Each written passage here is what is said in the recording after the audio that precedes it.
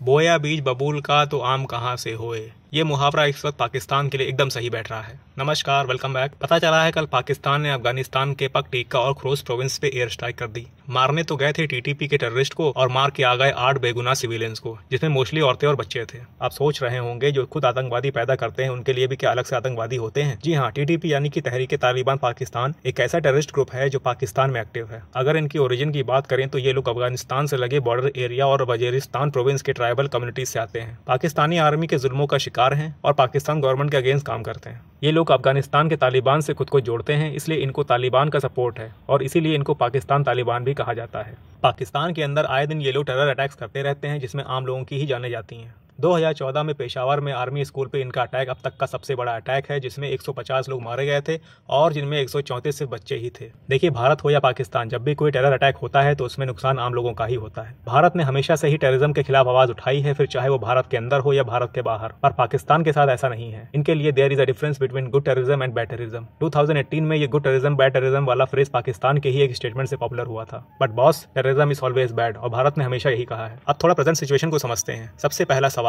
पाकिस्तान ये air strike क्यों की? तो लास्ट सैटरडे को इसी टीटीपी यानी कि तहरीक तालिबान पाकिस्तान ने नॉर्थ वजीरिस्तान में एक आर्मी पोस्ट पर अटैक किया था, जिसमें 7 सोल्जर मारे गए थे। पाकिस्तान की ये एयर स्ट्राइक उसी अटैक का रिवेंज है और अब अफगानिस्तान तालिबान ने भी जवाब में पाकिस्तान के ऊपर आर्टिलरी शेलिंग शुरू कर दी है। यहाँ पे मैं एक बात मेंशन करना चाहूंगा। देखिए, तालिबान के पास इस वक्त रिसोर्सेस नहीं है। रिसोर्सेस के नाम पे उनके पास बस वही है जो अमेरिका जाते वक्त वहां छोड़ के गया। सोचिए, अभी अगर तालिबान के पास भी फाइटर जेट होते तो हम लोग इस वक्त कुछ और हेडलाइन देख रहे होते। अब यहाँ पे कई सवाल पैदा होते हैं। सबसे पहला, पाकिस्तान अच्छे से पहचानता है तालिबान को। आफ्टर ऑल, कोल्ड वॉर के दौरान रशिया के खिलाफ अमेरिका के कहने पे मुजाहिदीनों को पाकिस्तान ने ही ट्रेन किया था। फिर भी तालिबान से पंगा क्यों? तो इसके पीछे एक बड़ी वजह हो सकती है यूएस का बैक सपोर्ट। देखिए, अफगानिस्तान में यूएस ने 20 साल बर्बाद किए और हासिल कुछ भी नहीं हुआ। वियतनाम के बाद अफगानिस्तान यूएस मिलिट्री हिस्ट्री का सबसे बड़ा फेलियर है और इस बात की कुंठा इनको हमेशा रहेगी। इसलिए जब भी मौका मिलेगा ये लोग तालिबान को नुकसान पहुंचाने की कोशिश करते रहेंगे। और वैसे भी ये सब करना यूएस की ऑफिशियल मिलिट्री स्ट्रेटेजी का हिस्सा है, जिसको वो कहते हैं बक पासिंग, यानी कि अपनी लड़ाई लड़ने के लिए किसी और को आगे कर दो। और पाकिस्तान का क्या कहा जाए, हड्डी फेंक तमाशा देख। अब अगला सवाल ये है कि ये कॉन्फ्लिक्ट कितना चलेगा। तो मेरे ख्याल से with few high and low moments ये टेस्ट मैच जैसा चलेगा और लंबा चलेगा। बल्कि ये कॉन्फ्लिक्ट काफी लंबे समय से चल ही रहा है, बस पहली बार फूट के बाहर आया है।